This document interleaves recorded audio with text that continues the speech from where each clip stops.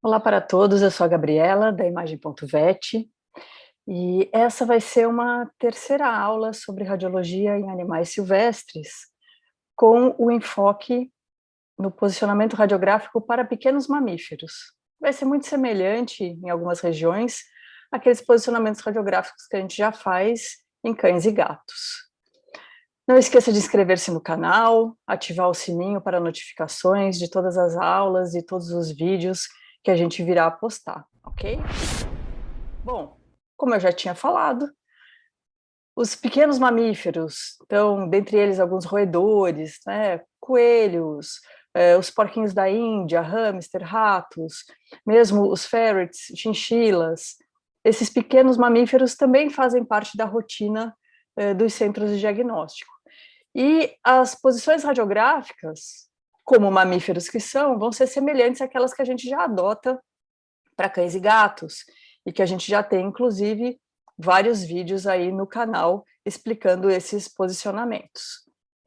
Algumas particularidades devem ser respeitadas e devem ser observadas. Então, principalmente com relação à contenção desses animais, como eles têm um tamanho reduzido e são animais um pouco mais estressados, a gente precisa ter muito cuidado à manipulação.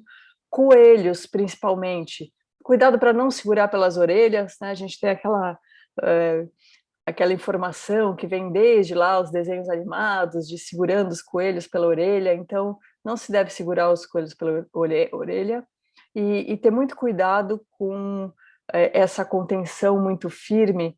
O coelho ele tende a chutar, né, com os membros posteriores. Esse chute deles tem uma força importante e isso pode levar a um impacto distribuído na coluna vertebral e, em algumas circunstâncias, inclusive, culminar em fratura da coluna vertebral por conta dessa contenção. Então, muito cuidado. O ideal para todos, né, tanto para quem está manipulando esses pacientes quanto para o paciente em si, o ideal é que eles sejam sedados ou anestesiados se tiverem condições clínicas para isso. Isso vai minimizar o estresse para o paciente, vai diminuir o número de repetições radiográficas por erros de posicionamento, por artefatos de moção, né? O paciente se mexeu, então a imagem não ficou tão boa. Como eu falei, melhora a qualidade do posicionamento radiográfico, esse paciente estando sob anestesia ou sob sedação, e também por conta do tamanho do paciente e a necessidade dessa contenção, muitas vezes as nossas mãos ficam expostas ao foco primário de radiação. Então, o paciente estando mais relaxado, sem a necessidade de termos que estar segurando muito próximo do filme, do foco de raio-x, evita a exposição das mãos do operador ao foco primário. Muito importante, usar sempre a colimação o menor possível. A gente precisa radiografar apenas uma região ou apenas aquele paciente muito pequeno. Algumas vezes a gente vai fazer radiografias de corpo inteiro, porque eles são tão pequenos que não tem como nem individualizar, né, uma região, mas a gente sempre tem que primar pelo uso da colimação, não só, de novo, para poupar as nossas mãos da exposição ao foco primário, quanto para melhorar a qualidade da imagem obtida. Aqui alguns exemplos, né? Então, exemplo de radiografia com colimação, dos dois lados, né, estão colimadas, porém, desse lado aqui a gente percebe que as mãos, ainda que a imagem, né, o foco de raio-x tenha sido colimado, as mãos ainda estão expostas a esse raio. Então, isso não é desejado, é desejado que apenas o paciente seja exposto à radiação primária. Sobre a técnica e posicionamentos, então, a gente sempre vai usar o tempo de exposição mais curto possível. O uso da grade, né, do book, da gaveta, é totalmente dispensável, porque a gente vai estar trabalhando com pacientes muito pequenos, as espessuras são pequenas, então não há necessidade do uso da grade. Se o método de captação for um CR, né, uma radiografia computadorizada, tentar usar sempre o menor plate possível, a menor placa possível, porque isso também vai interferir na qualidade final da imagem. A gente pode radiografar um corpo total, quando a gente trabalha com pacientes muito pequenos, né? Ou então radiografar separadamente tórax e abdômen, como a gente faz nos cães e gatos. Por exemplo, coelhos, né? O coelho tem praticamente o tamanho de um gato. Então a gente consegue radiografar individualizando o tórax e depois o abdômen, né? Não necessariamente fazer o coelho inteiro. A gente vai sempre utilizar 2 projeções para essa avaliação, laterolaterais e ventrodorsais ou dorso-ventrais. A lateral direita ou esquerda, muitas vezes ambas, principalmente quando a gente fala de tórax. Então, o ideal do estudo torácico é que tenham 3 projeções, lateral direita, lateral esquerda e a ventrodorsal ou dorso ventral, aí dependendo da condição clínica do paciente.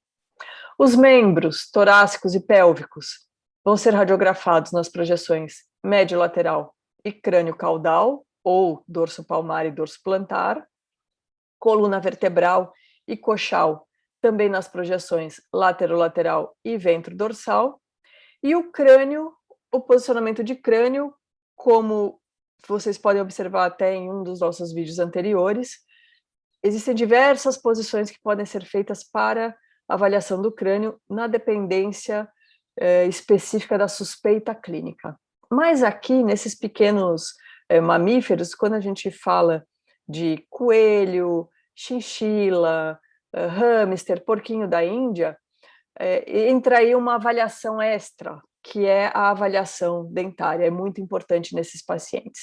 Então, só recapitulando, para tórax, abdômen, membros, coluna, coxal e mesmo o estudo do crânio, o posicionamento vai ser aquele realizado em mamíferos como cães e gatos.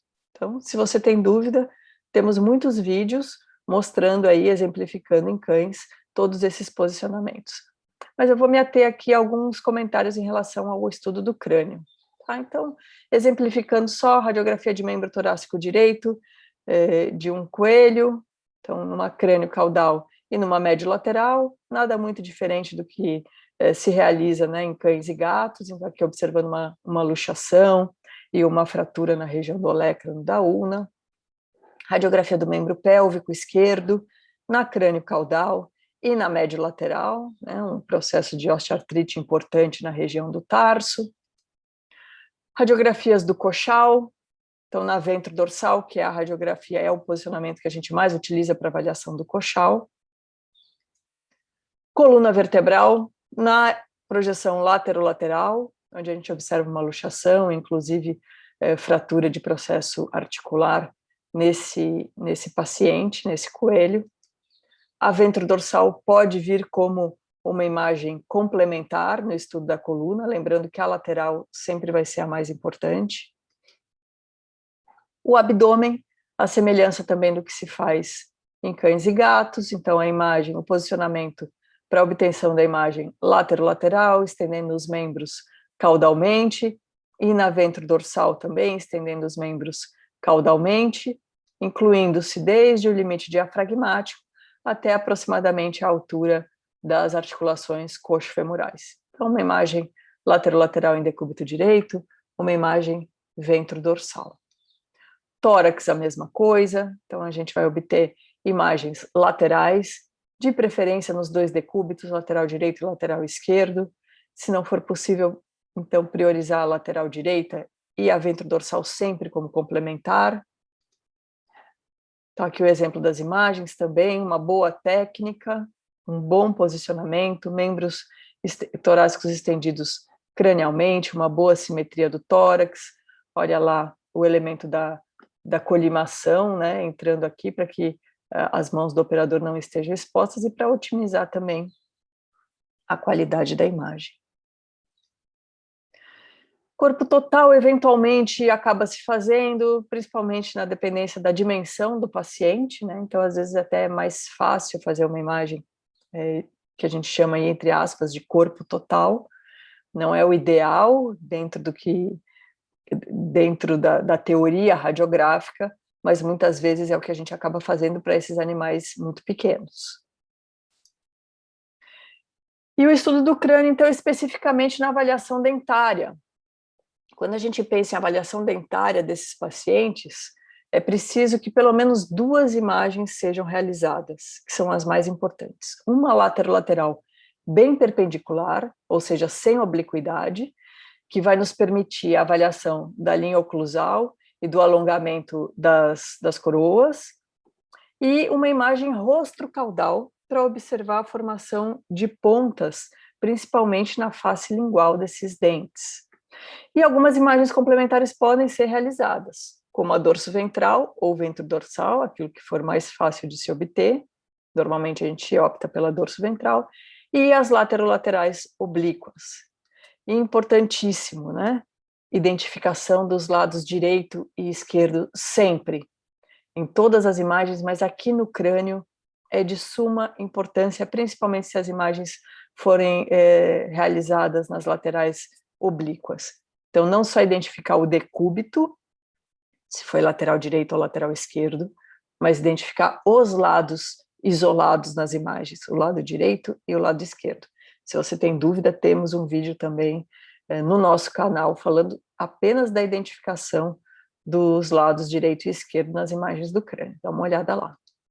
Tá? Então, a imagem lateral do crânio, sem nenhuma obliquidade, né? Uma imagem que a gente chama bem perpendicular. A gente pode calçar na região do focinho com uma espuminha para que o focinho fique na mesma altura da base do crânio, tirando toda a obliquidade. O que se quer obter é uma linha única do palato duro, uma sobreposição dos corpos mandibulares, sobreposição das bulas timpânicas, né, e uma linha única aqui do plano nasal. Então, esses são exemplos de imagens laterolaterais sem obliquidade, e isso vai nos favorecer a avaliação da linha oclusal e do comprimento das coroas dentárias. E a outra imagem que eu comentei é a rostro-caudal, feita com o paciente com um posicionamento aí, o focinho dele, né, apontando para o feixe de raio-x, então em 90 graus com o pescoço, a cabeça 90 graus com o pescoço, e o paciente olhando para o feixe de raio-x. Essa é a imagem final obtida, vai nos permitir também avaliar a inclinação da mesa oclusal, da linha oclusal, e se há ou não formação de pontas dentárias, né? Que outras projeções não favorecem. Como projeções complementares, a dorso ventral, assim como a gente realiza em cães e gatos, né? Cuidado sempre para obter uma boa simetria. E as laterais oblíquas. Aqui eu coloquei ainda a imagem perpendicular por uma questão de comparação, e desse lado aqui a imagem lateral oblíqua, né, do crânio. Então, aqui sim a gente individualiza os corpos mandibulares, né, num decúbito lateral direito, com essa obliquidade em que está posicionado o paciente, se isola então o frontal direito e o corpo mandibular esquerdo. Aqui a gente vê 2 linhas, né, correspondente ao palato mole. Na imagem que é feita bem perpendicular, o que a gente quer é que essa linha seja única e que os corpos mandibulares estejam bem sobrepostos. Recapitulando, então, as projeções, de uma maneira geral, são semelhantes àquelas utilizadas para cães e gatos, né, nesses pequenos mamíferos. Existem imagens que são específicas para o crânio quando se fala de avaliação da dentição. Muito cuidado sempre com a contenção desses pacientes. Use a colimação para melhorar a qualidade da imagem e não expor as mãos do operador ao feixe de raio primário. E escolha sempre uma boa técnica para ter um resultado adequado e capaz de nos trazer um bom diagnóstico. Espero ter contribuído. Se você gostou, deixe lá o seu like. Muito obrigada.